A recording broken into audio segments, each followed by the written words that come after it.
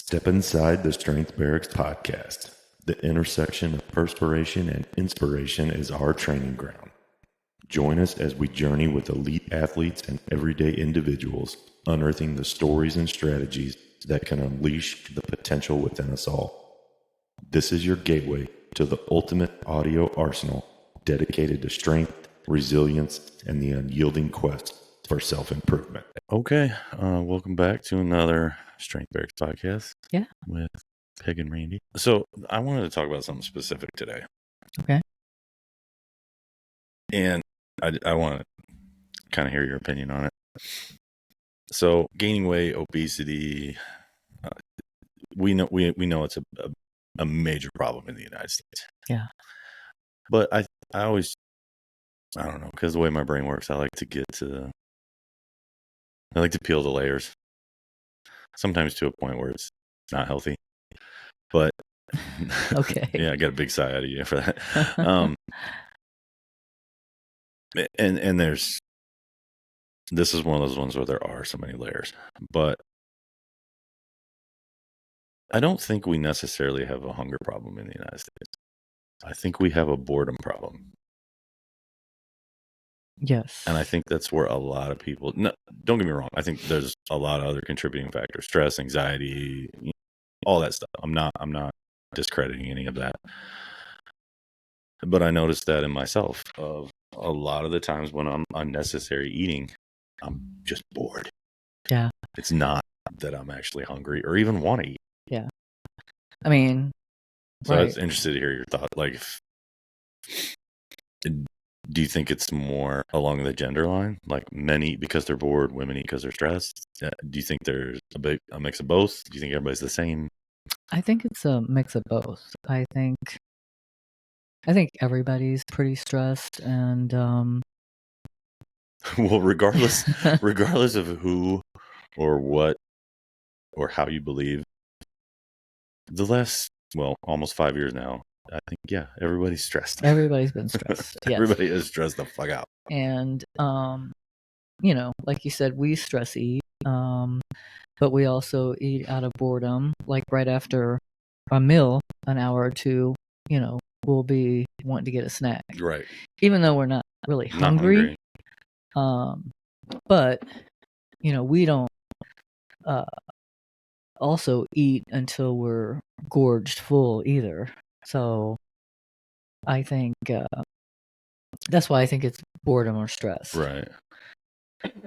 But I think it is the quality of food that you choose to, do that with.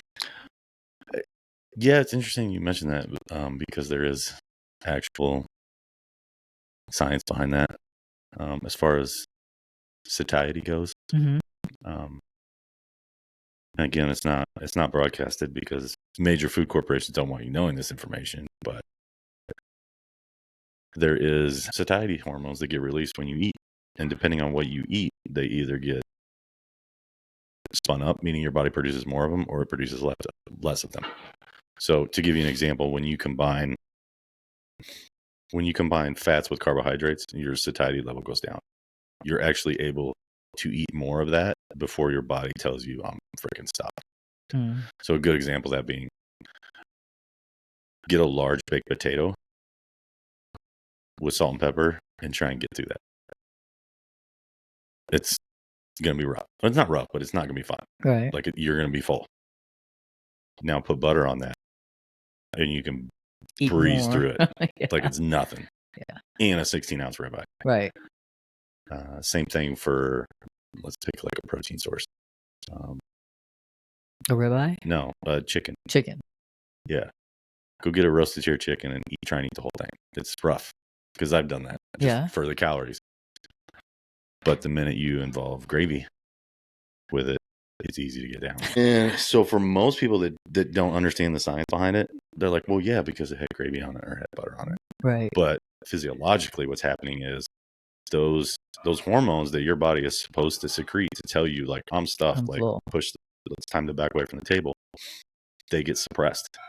And so you can just continue literally binge eating without knowing any better. I mean, yeah, because I can eat a whole bag of those little donuts. Mm-hmm. It doesn't matter if I just ate an hour ago. Right. I could still eat that whole bag of donuts. Right. But it's kind of the same with meat versus, like you're saying, like, it's most people, I mean, bigger guys can. Like, we can eat a 16-ounce steak. No problem. A 20-ounce. But it doesn't really matter. It's the equivalent ratio of, like, for a female, like, okay, eat a 12-ounce sirloin or New York strip. Right. That's going to be infinitely harder for you. Yes. Than eating 12 ounces of a fresh brownie. Yeah. The brownie just goes down like nothing. Nothing. Yeah. And it's the same weight. Not the same calories, but it's the same weight. So I think it's interesting that they don't really want you knowing this information, because if you look at foods, they put it in there for a reason. Like, they combine things for a reason. It's not all done just willy-nilly. Right. Millions of dollars of research have went into why these 6 things are in every processed food. Right. It's to get you to overeat it, overconsume it, become addicted to it. Overly processed food. Yes. And, we were just talking earlier about, we've had an election, Mm-hmm. and things are going to change as far, I don't know how fast it's going to be, but as far as overly processed food and trying to get America healthy. Right. Something that you and I started our journey as far as eating healthy and taking processed food out of our home, maybe a year ago? It's going on a year. Yeah, it's believe a year. it or not. Yeah. I mean, it's still there's still things in our home that we have trouble letting go. Mm-hmm. Like bread and crackers is something that we have a hard time letting go of those things, since we're kind of like on a modified carnivore. Right. We basically have tried to get all processed food out of our house. And, I do a lot of cooking, and we eat a lot of protein.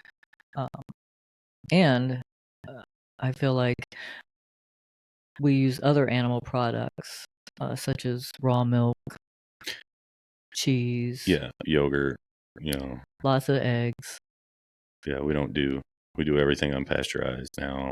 Yes. But it's not that we weren't healthy before. We were, but we thought.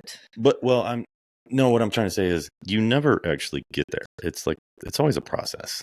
Yes. Like, there's always something you can clean up or do better. Oh, definitely. In the future. Yeah. And I don't think people really realize that with a lot of things. Everything in life is that way. Yeah. And there's always something to improve or something to get better on. And it's not fanatical. It's just, when you're ready, you move on to those next things. Yeah. I mean, it's definitely a slow process. Mm-hmm. I feel like if you want it to be a lifestyle change, I mean, that's how you have to look at it. You can't have to say, I'm going on the carnivore diet, and that's it. Because for us, anyway, it was more of a lifestyle change for the rest of our lives. Right. We're going to eat way more protein. Occasionally, we're going to have a cake or cheesecake. I mean, right. But our main goal is to do high protein and less processed food, less chemicals in our house. Well, we made the decision to go no process. I mean, that's really a year ago. No process. We made the decision to go no process. But even the bread we eat is not processed. No, it's fresh bread, sourdough bread. It's not hot dog buns from Aldi's. It didn't happen overnight. It's taken a year to almost get all the processed food out of our home. Yeah, and that's what makes it hard for a lot of people, is because they sneak shit in there that's not supposed to be. And you have to, how much time have you spent educating yourself on all these little loopholes and figuring out, like, oh, I thought this was healthy, but it's really not. Like, they can just slap a label on it. Right. You have to look at the yeah. ingredients for sure. The ingredients and where it comes from. And one of the things that when we started this journey of eating less processed food, I found that in the grocery stores, let's say spaghetti sauce, like I'll do a big one that everybody eats, ragu. Yeah. But like ragu has 20 ingredients. Yeah. But if you buy the Italian brand that's made from Italy, there's tomatoes, salt, sea salt, and water. There are 3 ingredients. If you buy Mexican tomato paste, 3 ingredients. Because they actually have laws because they care about the health of their people. And they also don't have $4 trillion to spend on Medicare every year. Right. But going back to, how I... Actually, we're spending more than 4, but anyways. Go ahead. I was talking about the election. Like, the government isn't going to save you. Like, people have to take it upon themselves to say, okay, I want to be healthier. I want to live a healthier lifestyle for my family. Regardless of who the president is, no one's coming to save you. Exactly. Regardless if they never get processed food fixed, because that's... that's a monster on its own. A big monster, yeah. So I think people have to take steps to do it themselves and be responsible. Like, I couldn't do the carnivore. For me to do the carnivore, it would be really hard if you weren't on board. Right. And we didn't eat the same things. And I'm not saying anything against wives, but I feel like a lot of women are not really meat eaters or protein eaters. Like, for women, it's so hard to get the protein amount that they need. So if a man wants to do this diet and his family or his wife isn't on board, I feel like he's going to fail. Well, he's going to have a harder time. He's going to have a harder time. And a lot of these women, all they've been hearing is propaganda about how bad meat. If you overeat protein, you're going to get cancer. Or your kidneys are going to go bad. When the studies show the exact opposite, it's a whole other topic. But we talked about it before we actually started it and agreed that we were going to do it, and that it wasn't going to be just a diet. It was going to be a lifestyle change, because I needed more protein. You needed more protein. We both realized a year ago that getting more protein would be more beneficial for the both of us. Yeah. And cutting out and that the was processed, more so for you. Yeah. It was the protein. Yes, I had a hard time. But cutting out the processed food for me was important, just because of like skin issues, allergies, all that stuff affects me. So that was more so my primary mover. And I think also we got to ease into it. We're both healthy. Like, we don't have any comorbidities. We haven't been diagnosed with anything. Yeah, you're wearing a blood sugar patch right now, but that's because you're being proactive. You don't have high A1C. You don't have diabetes. Right. You're just staying on top of your numbers. Yes. And you're not like you're going to wear it for a year. It's just you're doing a periodic 2-week snapshot or a 4-week snapshot of what your sugars are on any given day with certain foods. Definitely. So that's another thing people like. I try and get people to do is check their blood sugar to see which food sets them off, spikes it. Yep. And that's good for everyone to know, not just type 2 diabetics.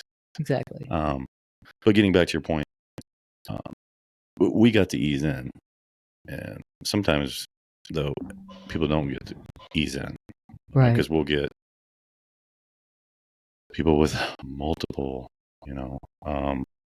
3, 4, 5 comorbidities, where I do have to slam them into that. Yeah.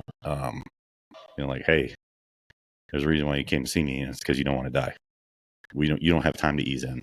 Right. You're going in full. And it's funny that you kind of started this off talking about the election. Since the election, I've done 5 very hard consults. People with minimum 3 comorbidities going on. Yeah. And they're They're not old people. They're young. They're all but 2 are in the medical field. Yeah. So modern medicine is failing them. They work at one of the top hospitals that you can work at in this area. Yes. And I also think a significant driver of their decision was the election. I think there were so many people about to give up. And I think in a very disheartening way, because of the election, some people have given up. Like, I'm not team one side. Right. Like, not when it comes to being a human being. Yeah. Like, Right. I don't care what you, if you need help, right. I'm going to help you. That's my job. That's our job. Yeah. I don't care who you vote for or who you know. No, it doesn't matter. The government's so big. Yeah.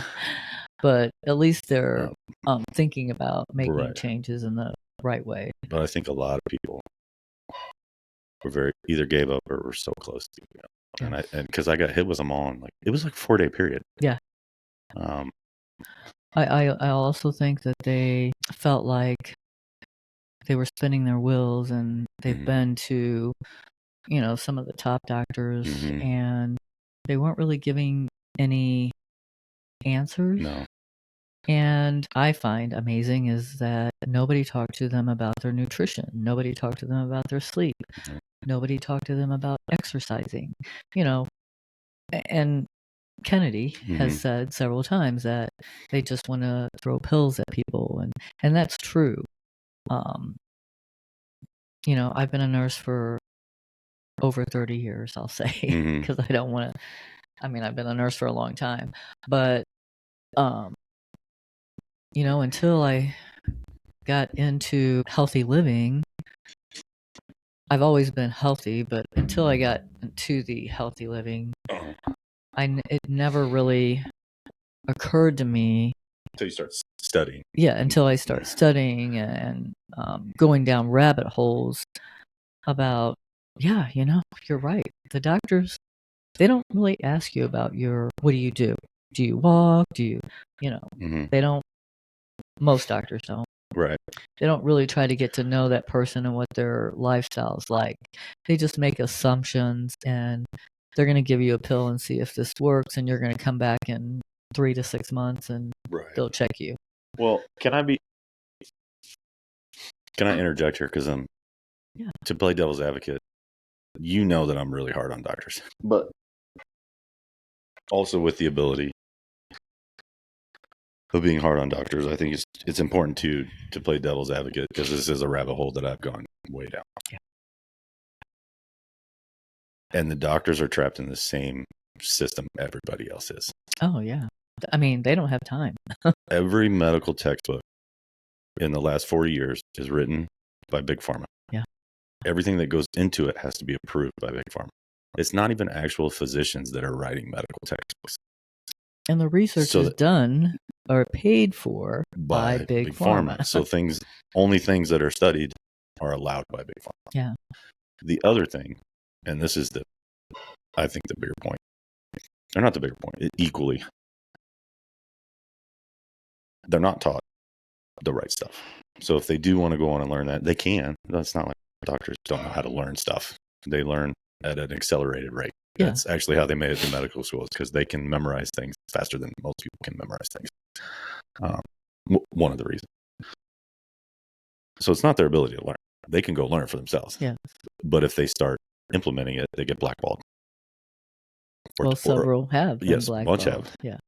Or they lose their practice, or they lose their carrier, or they just, hey, you're not going to work for this network ever again. Once you're blackballed from a network, you're pretty much blackballed. Yeah. The other thing is what they do is Big Pharma makes sure to release so much research on the actual prescriptions they want people pushing. So for a non-specialist, a regular just general practitioner MD, for them to keep up with all the new drugs that are coming out and the updated research on the ones that already exist, it's a minimum of 4 hours of reading a day. Yeah, they don't have time. They don't have time to read 4 hours of reading a day. So that makes them dependent on the drug route. Yeah. And then the caveat to that is, thanks to a certain type of insurance that was mandated, over a decade ago, they now have to see more patients to make the same money. Right. So they've done these studies with doctors. They have to see twice as many people to make the same money, which means they have less time to get to know you and actually listen to you. The doctor is working at such a fast pace. This actually blew my mind when I read this research.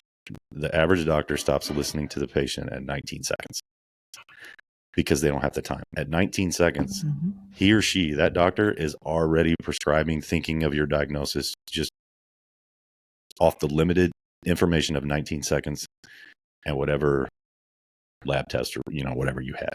Right. 19 seconds because they have to move on to the next person. Yeah. So my point is, I'll be the first one to bash on doctors, but also I'll be the devil's advocate. Oh, They're trapped in the same freaking broken system we are. And they're humans. Yes. Just like we are. They want to have a family life and all that stuff too. And the thing that I've seen in the last 10 years is that corporations have taken over hospitals because it is a business. Like, you have to make money to operate, to employ people. I understand that, but I feel like you shouldn't be setting a new revenue record every year, though. You should. That becomes problematic. Yeah, they need to shift their mindset. I feel like they have good intentions, but it's also about the bottom dollar. It's about the bottom dollar, and I don't want to put you in the because you still work in that space, but anybody that's ever been to a board meeting at a hospital, like, they talk about it, like, hey, why are our ER numbers down over the weekend? Mm-hmm. Well, how do we get them higher? So I'm gonna disagree with you on the good intentions. Well, I'm saying the staff, the doctors and the staff have good intentions. That's what I'm talking about. The staff. The corporation does not. Yeah. The nurses. How do we get more people into our ER? Right. They are about the bottom dollar. Yeah. But as a business, you have to make money. No, I agree. And you have to make money to recruit the best. Also, doctors, nurses. But I think the medical community is a lot like the federal government. It's so ballooned with unnecessary things that their operating cost is so high because they don't want to cut and trim and run it like an actual business. They want to run it like this huge government subsidiary, which it is. It's open source information. You can go look up how much the federal government gives each hospital.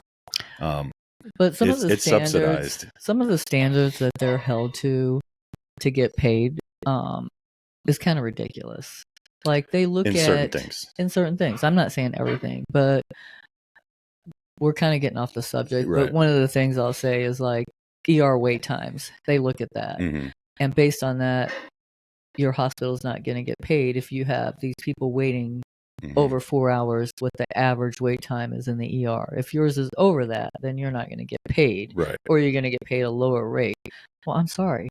There's so many other things that go into play on ER wait times that's a stupid metric to have, right? Because you're not taking in consideration everything else that's going on, right? I mean, you got stroke people, heart, and then other people using the ER as an urgent care, or because they couldn't get into their doctor's office. Right. There's all these things that go into play, which I feel like whoever put those metrics out for the hospitals really didn't work in healthcare. They're just seeing, they're not seeing the big picture. Right. And, of course, the staff suffer, the patients suffer because of people that make up these rules that have never even worked in a hospital, or let's say the emergency room, for example. But, that's another subject that we can do a different time. Right. But getting back to us eating healthy and getting on that carnivore diet, one of the things that I got feedback from people when they learned that, we had went on the carnivore diet, they're like, God, isn't that expensive? Like, how can you eat steak every night? I'm like, well, it's not steak, it's protein. I mean, yes, we eat a lot of steak. Yeah. But for us, like the waste. We're not buying all that other bullshit. No, and we're not like we were throwing away vegetables and stuff that went bad. But now we buy certain things, we cook them, we eat them. Right. There's hardly no waste, and we're saving money by not buying all that processed food, because the processed food is what's expensive. Yep. A bag of chips is over $5. Right. Which is crazy. Yeah. Chips. I mean, all of it. I mean, what's on our...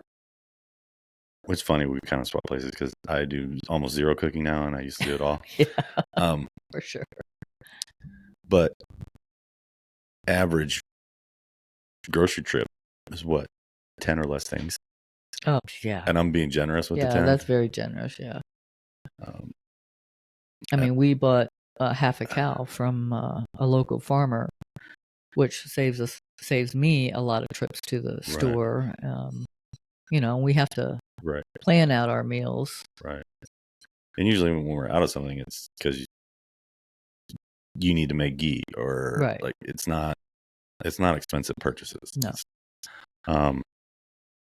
I was looking at ghee. You know how much ghee is? Oh yeah, ghee's a lot if you don't make it. It's like $10 to $15. Let's sell it. It's crazy. You know, with all our free time. Yeah. Yeah. But another thing that I get is people are like, "Don't you get tired of it?" No. Like, it's steak. Like, yeah, but don't you get tired of steak? Not really. Not. I haven't in a year. Yeah. And like favorite, you know, one of my favorite meals is like an ear strip or a ribeye. It doesn't even have to be a bougie cut of steak. Just a steak with a couple slices of bacon and a fried egg on it. Some mozzarella cheese. I'm so satisfied with that. Yes. It's kind of like a reward, it feels like. And we don't eat as much. Like, I can go, like, for breakfast, we'll have eggs and bacon. And then I don't really even feel like I'm starving at lunchtime. Right. At dinner, I am hungry. Yeah. But, you know, 2 meals a day, I feel like the fasting, too, has helped. Mm-hmm. The carnivore diet helps you fast longer because you're... the fatty meats, what do they call that? Satiety. Yeah. But you know, when people were saying how expensive, but you're in ketosis, so it's whenever you're in ketosis, it knocks down your hunger too. Yes. Yes. But people need to understand that you're going to eat less when you're on the carnivore diet. You're going to spend less money. Yeah, up front, the half a cow was a lot. Mm-hmm.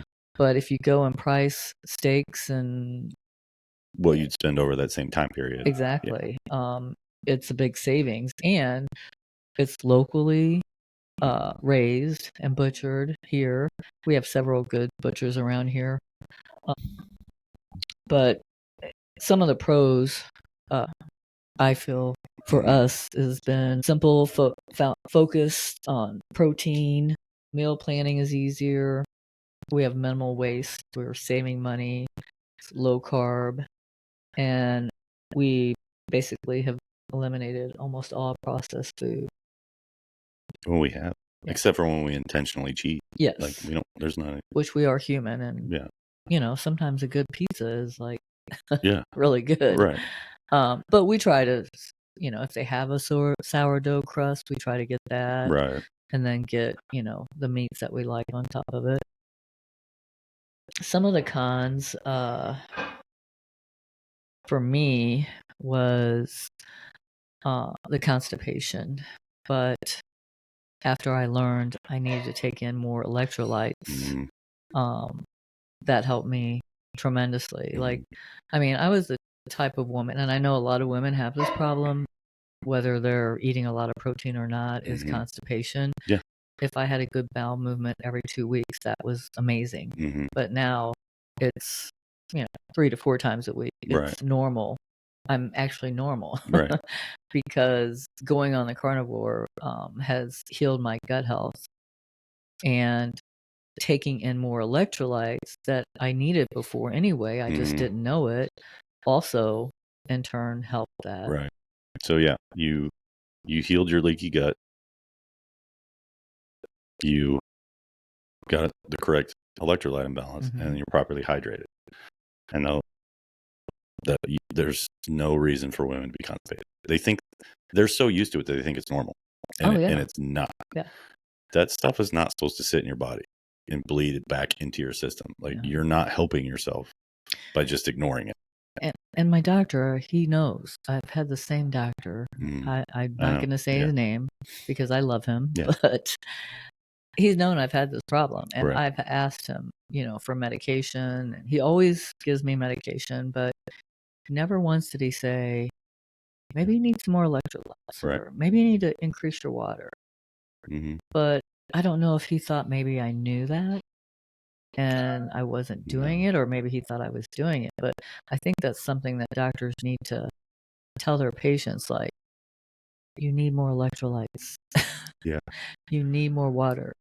I think some do. I think a lot of the older ones, the ones that have been doing it for a long time, I think it's the same reason they send a lot of people to surgery. They don't need to go to surgery, is because they know that person is not going to do what they tell them. Yeah. They're going to ignore them and be like, no, I want the quick fix. Yeah. And so I think a lot of them that have just been practicing for a while, they just go right to the quick fix because they're like, this person, there's a 99% chance they're going to freaking ignore me anyway. Right. So why waste my breath? They're non-compliant. Yeah, but I feel like our parents' generation, they're not going to do anything the doctor tells them. No. They will listen to the doctor like he's a god. But when it comes to the backside of actually listening to them, no. Unless it's something they wanted to hear. They basically do what they want. Yeah. I'll probably be that way. Because just like there's so many people that go to surgery just because the doctor knows, like, you're not going to do the rehab. Yeah. And so you're better off just getting your rotator cuff surgically done than doing the rehab, which we know statistically, like 80-something% of rotator cuff surgeries don't need to happen. Just they know that person isn't going to rehab it on their own. Right. Or even go to rehab with the experts to help them. I feel like Americans want the quick fix more than they do. We are so spoiled. Yeah. Instant gratification, everything. I mean, just look what everybody does. I mean, everybody has a little device in their hand that contains all the knowledge on our known planet. You can access it on there, pretty much. But what does everybody do instead? Buzz through social media and look at stupid shit. Yeah. I worry about AI because, I was telling you how I asked AI some questions and they went kind of on a thing about cows and how cows are causing CO2 emissions. And, then I told the AI, well, that's been debunked, not to be true. And then it thanked me for correcting them. So I think people need to be very careful when they use AI to maybe ask questions like Google. Google is flawed too. Well, intentionally. Yes. And here's why the AI is flawed. What's available to everyone isn't actual AI. All it is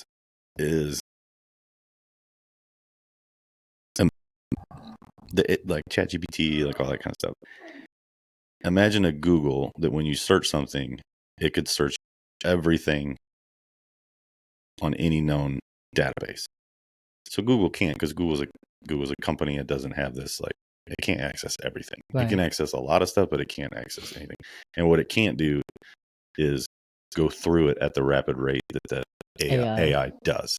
So in essence, all the AI does is go out and access every public database at once, and then take all the info and squash it into a paragraph or a page. So it's not really thinking on its own. It can just collect information globally and put it in a pile all at once. That's really what it does. But that's not the way they're... So when it's biased, it's because it's pulling from places like Google and these independent news articles, which is why nobody trusts the news anymore. It doesn't even matter which side of the aisle you're on. Nobody trusts the news anymore. Right. And I feel because they're putting out biased. Yeah. So for the FDA, big agriculture, pharma, the news, politicians, everybody's putting out biased information.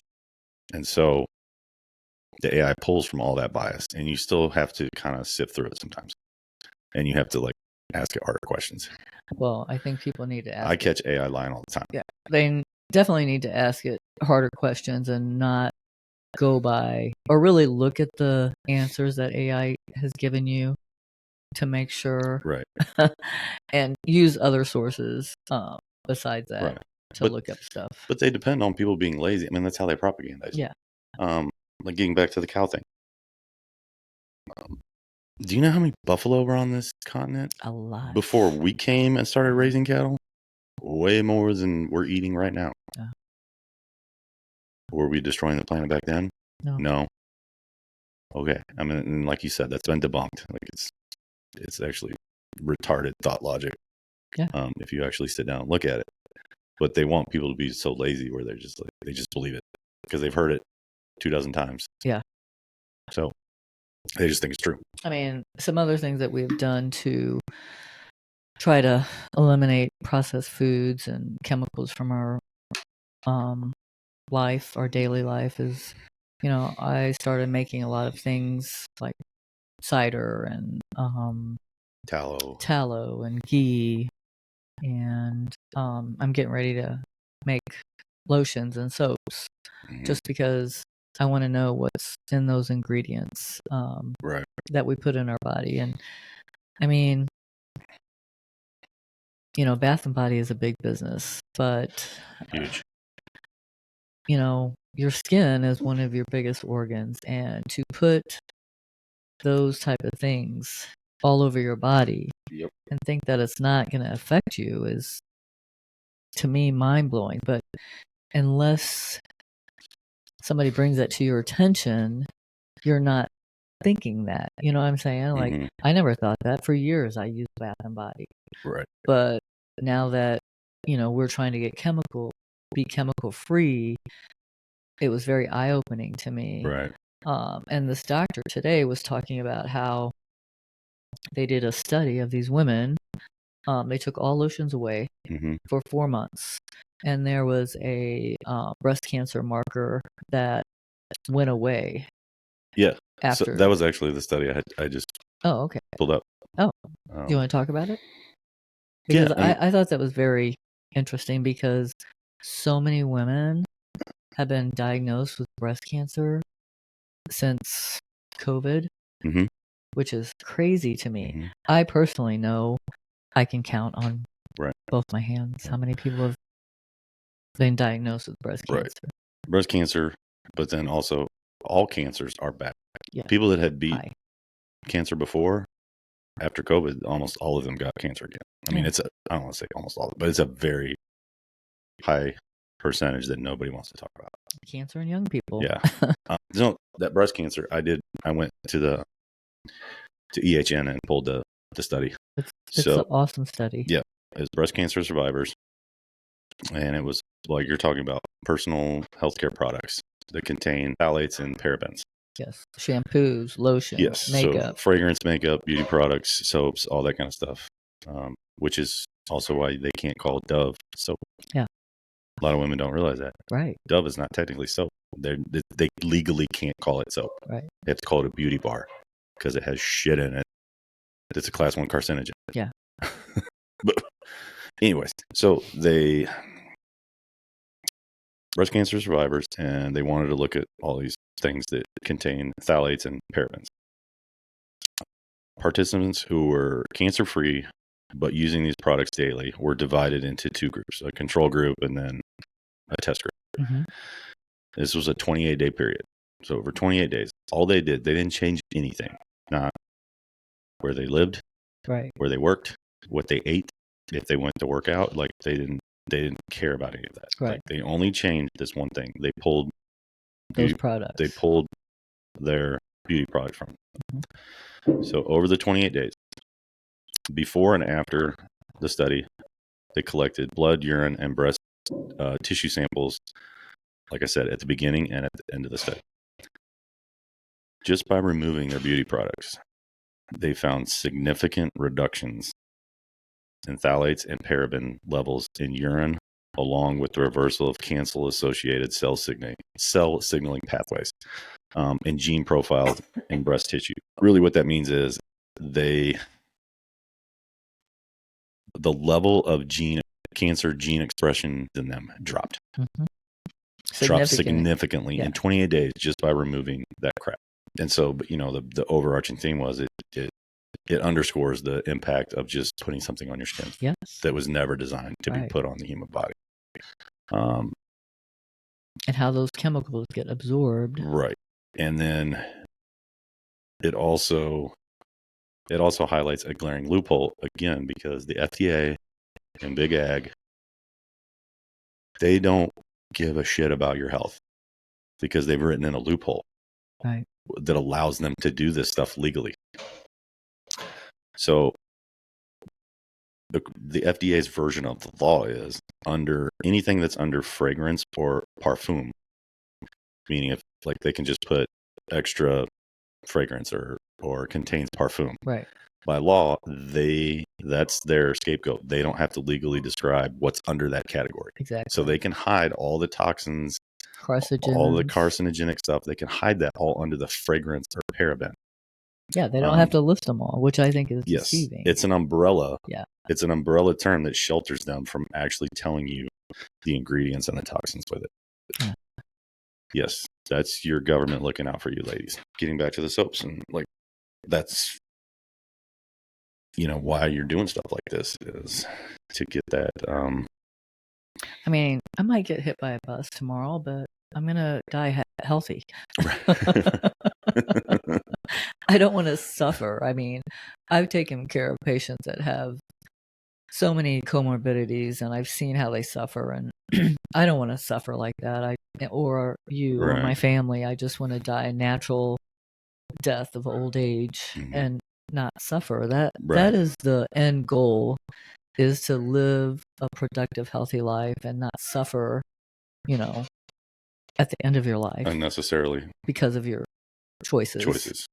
But yeah, I thought that was a very interesting study. And the other thing that I looked up, going back to the carnivore diet. Oh, wait. Ladies, all your stuff can actually be scented or changed with essential oils. So there is a way to do this without actually putting toxins in your body that are causing you cancer. And they're all major hormone disruptors, which is something we'll probably get into later. And that's why I think it's very important to... The statistics don't lie. No, they don't lie. To buy organic, to look at ingredients. I mean, there's several apps out there that you can scan stuff with, especially your beauty products, to see if it has any of those carcinogens added to them. But like you said, if it says fragrance, don't get it. Yeah. If it says essential oils, yes, you can get that. Potentially, yes. Yeah. The other thing about going down the rabbit hole of the carnivore was there is a group. It's moms. What is it called? It's Moms Against. Let me find it. Well, we talked about the chemical free, and that's why I'm making our own products. But there's several small companies out there that make soap and lotions, and it's all with tallow or. But also too, like, you don't have to make it all. Like my skin drastically improved. Well, one, the cleaner diet, but yeah. What's that? Castor oil. Castor oil, yeah. Love castor oil. Yes, it's amazing. Yeah. But people have to be careful. Like, there's so many knockoffs. Right. Like, you really need to make sure it's organic. A reputable source. Yeah. It's going to be a little bit more expensive, but in the long run, it's going to pay off. Right. Because that's what a lot of people say. Well, it's so expensive to eat healthy. Well, it's not really. Is your health really have a dollar amount on it? No, true. It doesn't. I've posted this before. Billionaires that are dying on their deathbed would gladly give up all their money to get their health back. So I feel like when people say it's too expensive, it's not. It's just that you're being lazy and you don't want to do the work or the research. It's not a priority. Right. It's not a priority. Which, when I was younger, it wasn't a priority. but things have changed. Right. We have so many more chemicals. A lot of people don't even cook at home right now. Mm-hmm. They're too busy. Both parents are working. Their kids have after-school activities. Like, they feel like they don't have time or the resources. Right. But there's several things that people can do to fit it into their schedules. Right. To make the lifestyle changes for their families and their kids. Right. There was and they don't have to go overboard. Like, no. they can go in like we did. You don't have to, just eliminate 2 of the worst things that you ingest or put on your body. Start there. And when you get that down, then you can add a couple of, like, it's okay for it to be a process. Right. And it's not like quitting cigarette smoking all at once. Right. Like, you know what I mean? Yeah. You don't have to cold turkey a new lifestyle. Right. You're not gonna get what do you call those things? You're not gonna get withdrawals from changing your body lotion, or your soaps, or your makeup. There is a group. They're Moms Across America. I really like this organization. They're non-for-profit, and they promote organic food choices. They also have gone around to fast food restaurants and tested their foods. One of the things that I found interesting was Chick-fil-A. Everybody loves Chick-fil-A, right? They're one of the worst. So they always on their website said antibiotic-free chickens. Well, they had to take that off because when the Moms Across America tested it, these chickens did have antibiotics in them. They also had they also had, what do you call those? They're endocrine disruptors. They had contraceptives in the chicken. So, when your child is eating that, so, before we used to have to ask 14-year-old females if they had their periods. Now the age is 8 years old because girls are having their periods a lot younger, which is scary because an 8-year-old can get pregnant. I have a feeling a bunch of people just said, holy shit. Right now. It's crazy. It's crazy. It is. It's out of control. Yeah. But, Chick-fil-A had to take the no antibiotics off their website because they do use chickens with antibiotics. They do. And again, it's these written loopholes because they're all in bed together. Yeah. So I forget, don't quote me on this, but actually I'm not even going to say the week, but there is a certain time period where they're allowed to use antibiotics, but as long as they weren't used in the last 6 weeks of their life, they can call it antibiotic free. Like, they write in all these stupid rules so that you can still work around of it. Around it. Yeah. Just like cage-free eggs. It doesn't mean they're free range. Right. So when people see cage-free, they think free range, and that's not how the laws are written. It's like, if they're in a barn that's over a certain square meters, they can call it cage-free. If they can walk outside 1 time a day for 30 seconds and walk back inside, it's now cage-free. Yeah. So there's all these loopholes. When you think about it, how unhealthy is it that chickens are put in these huge containers to stand in their own piss and shit? Yes. And then eat and drink. Expect it to be healthy and for human consumption. They don't get any sunlight. They don't eat any bugs or anything natural. Also talking about how big chickens are now. Yeah. Chickens do not get that. Anybody that's been around chickens knows chickens do not get that big. Yeah. And they get them there in 45 days.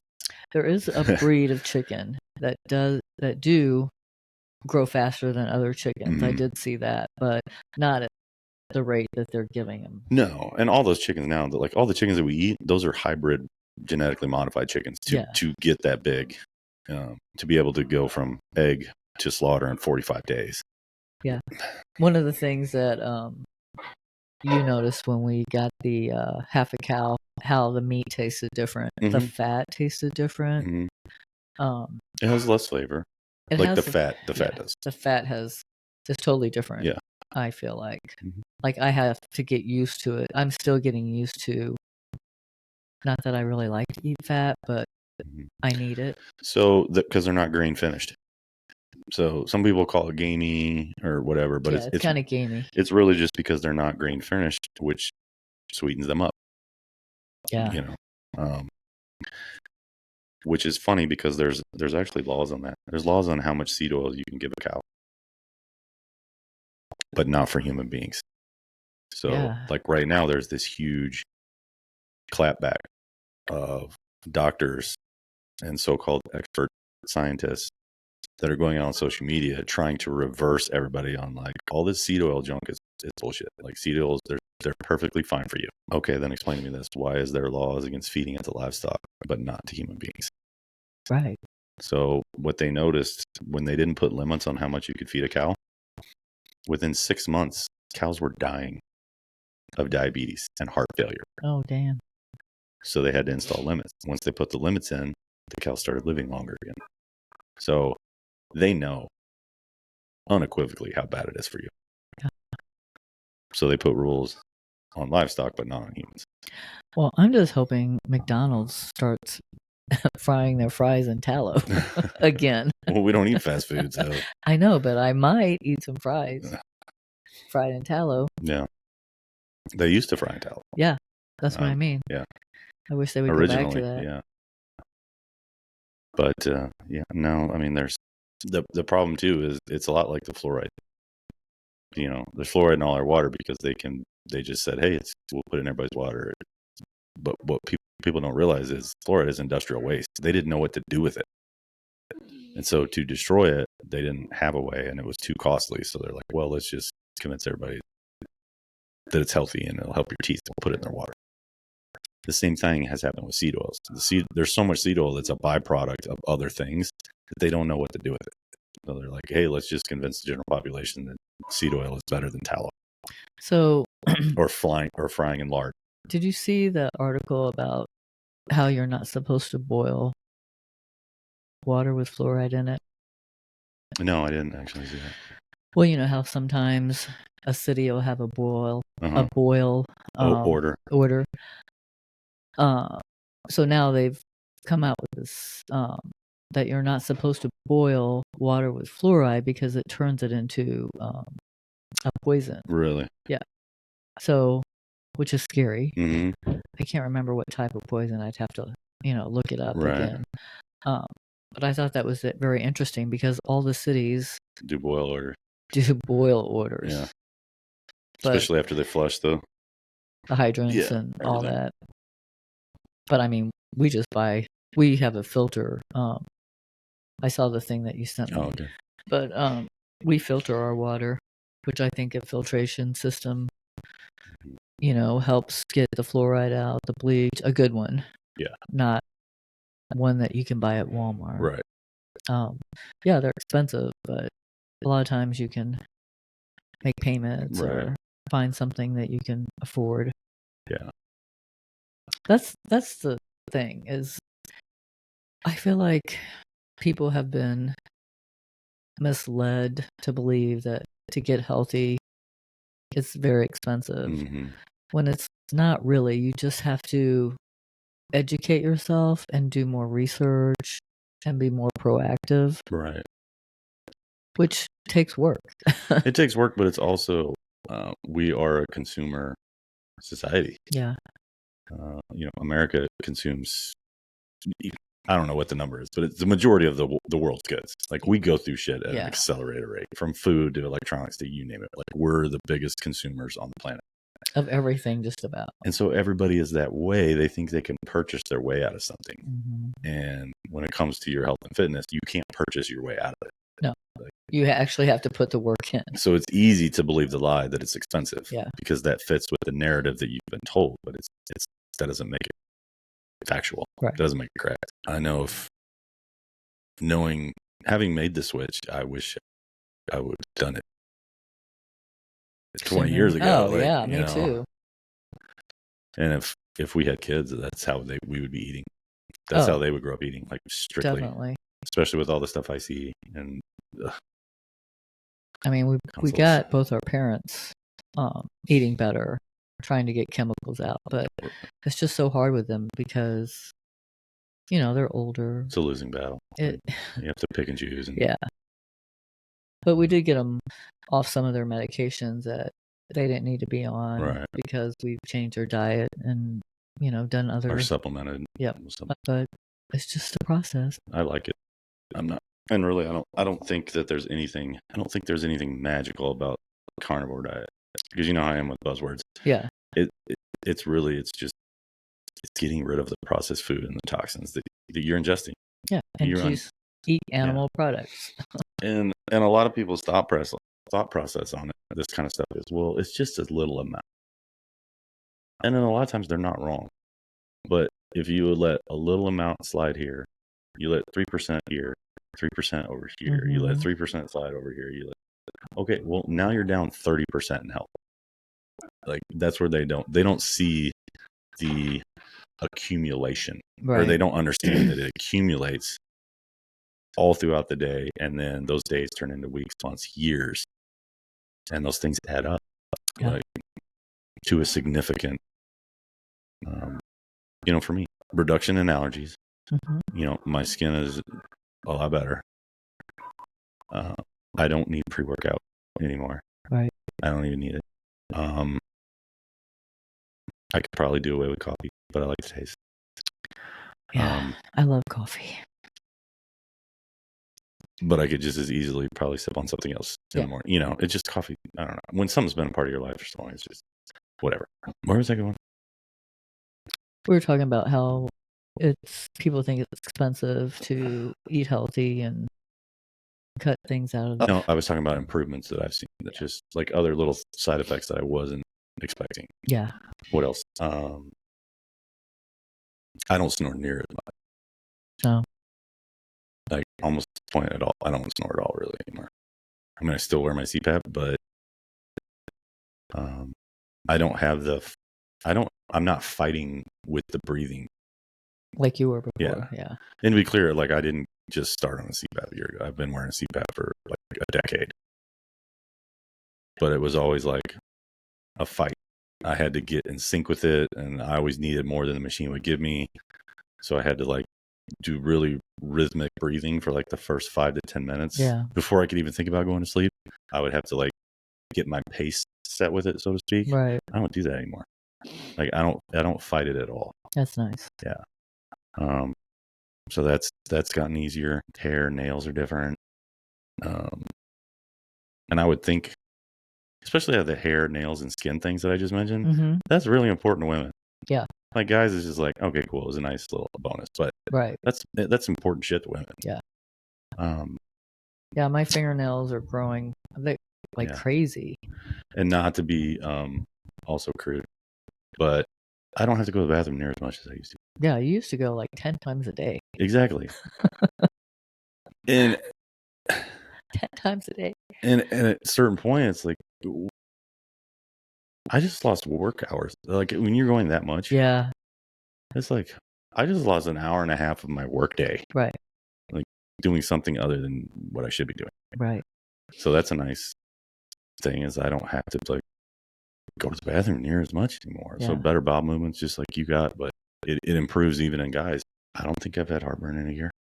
That's good. Yeah. Because you were taking medications at one time, which I stopped. Yeah. Because antacids are literally one of the most horrible medications you can take for you. Right. I'm just trying to think of some other things that I mean, other than the obvious, like body fat drop without even trying. Yeah. So, that's a good thing. Weight drops like crazy. Yeah. If you wanted to. Yeah. I mean, some people, testimonials that have switched over to the carnivore way of dieting, they have so many benefits, not just weight loss, but their skin, their hair, arthritis, eczema, just tons of benefits. And it doesn't happen for everybody, but I feel like the longer you're on it, the more benefits you're going to see. Because it's going to, I mean, like we tell people, we didn't put those 40 pounds on overnight. So it's going to take a while. Yep. And getting back to a point you made earlier too, I don't think the majority of people understand if they have gut lesions or their microbiome is not healthy, there's no way you can run optimally. No, right. And if you eat processed food, you don't have a good microbiome. It's not diverse. I can guarantee you all the beneficial bacteria is pretty much all killed off. And if you have a leaky gut with lesions, that's bleeding in your bloodstream. There's no way your body can run optimally. And it affects so many of your systems. There's a lot of studies coming out now that, gut health. Is that Frey going up and down the stairs looking for us? A lot of studies have, come out and say how important it is for you to have a healthy gut and why. Everything starts in the gut. Yeah, everything. But growing up, you weren't taught that. Mm-mm. Like other countries, I think, know this, but we don't. Right. Or if we did, it went out the window a long time ago. Other countries that eat good, yeah, it's still in their practice to fast every 6 months because even then they still want their gut to heal. Yeah. Even though their gut's probably fine, they still do it just to make sure. They say like the optimal time, if you don't want to do a 24 or 72-hour fast, is 17 hours. So if you ate at 6 o'clock at night, right, and then didn't eat lunch until the following day, right, that would be enough fasting to improve your gut health. Yeah, but not to heal the gut. No, the leaky gut. No, improve. Yeah, not to heal. It takes longer. Well, they say you can do it in 7 days. Yeah. But all you're allowed to consume for 7 days is water and beef. Yeah. Beef actually heals your gut lesions. Like bone broth. Beef. That's what you're allowed to eat. Beef and water. Beef and water. That's the protocol for healing your leaky gut for 7 days. But I also think the misconception of carnivore is that it's just meat. I mean, it is just protein. It's not just red meat. Right. It's pork, chicken. It's any meat. Fish. We can have shrimp, lobster. I mean, chicken, turkey, lamb, elk, deer, bison. Yeah, it's not just everything. Red meat. Raw Greek yogurt, eggs. We eat a ton of eggs. Like I love eggs more than I ever have in my life. Yeah. Cheeses. Yeah, it's limited, but like you said, we do modified. So if I feel like having fresh asparagus, I have fresh asparagus or carrots, and I would eat more vegetables as long as I knew that they weren't being sprayed in crap. Right. So that's why we have to grow our own. So they learned the outside of the aisles is no longer safe to shop. It's not. It's just another trap. Yeah. It's a different trap, but it's another trap. Yeah. And most people. And then you got to be careful when you buy organic. Yeah. So there has been quite a few farmers that have come clean on that, and they basically have just told you that no one checks to see if it's organic. Yeah. We just tell them it's organic when we show up to deliver the harvest, and they just take our word for it. Right. They're like, because you get a higher price point. Yeah. So there's nobody actually showing up to farms. It's like testing or overwatching or doing any of that. I mean, if you have small farmers markets that you can go to, that would be the best way. Mm-hmm. Also, if you have any Amish communities that you could tap into. I know St. Louis has a big Soulard market, but it's seasonal. Right. And then even then, I think when you walk into the produce section, it's all these colors and vibrant and like all this stuff. I don't think people understand, like, there's not one thing in the grocery store that's in its original form. Like bananas, real bananas don't look like the bananas you're used to eating. There's not, apples don't. Have you ever seen a real apple? Right. You wouldn't even bother with it. Yeah. Which you can go back to the whole Johnny Appleseed thing on that.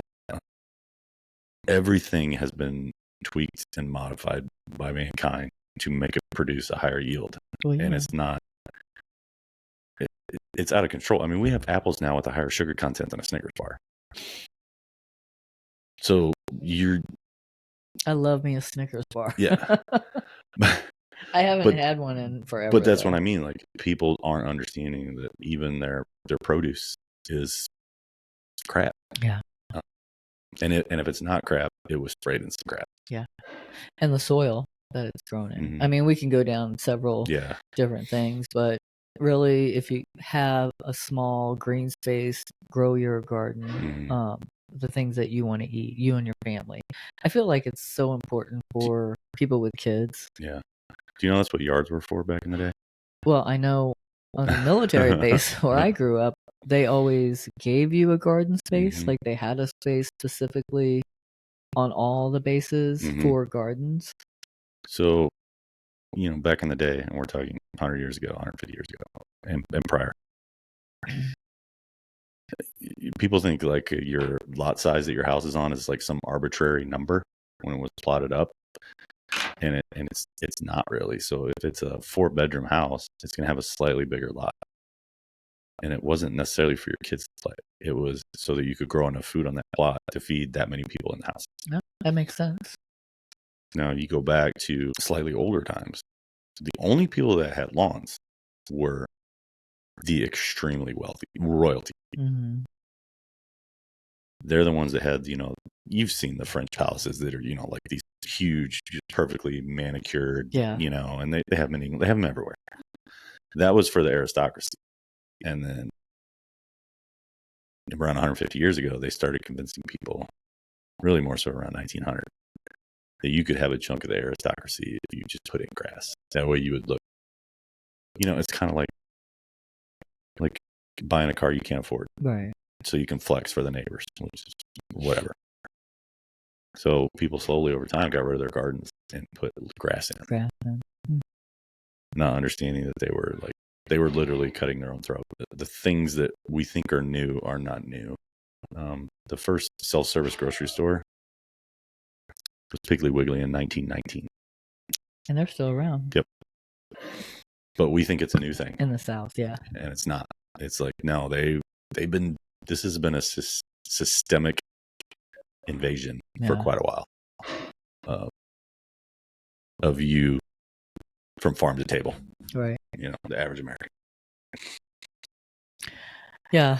I mean, just getting the plastic Tupperware out of your house and going to glass, not microwaving plastic. There's so many things. Forever chemical. We can detox you of most things, but some things you just can't get out of the body. And then I just read that all canned foods are lined with BPA, which leak into your food. Yep. I'm just like, I mean, we haven't eaten canned vegetables in I don't know how long, but when you think about all the stuff, like, no wonder America is the sickest nation, as far as health-wise. Microwave safe does not mean what people think it means. It doesn't mean it's safe to ingest the food that you microwave in that bowl. It means that bowl won't melt. Right. Again, by the FDA's laws. So most cheap Tupperware, almost all Tupperware, is not meant to be microwaved. It's microwave safe because it doesn't melt. It still bleeds all that stuff into your food. But again, it's a word. Like cage free. People see microwave safe and they think it's safe to ingest, and it's like, no, it's just for the safety of the bowl.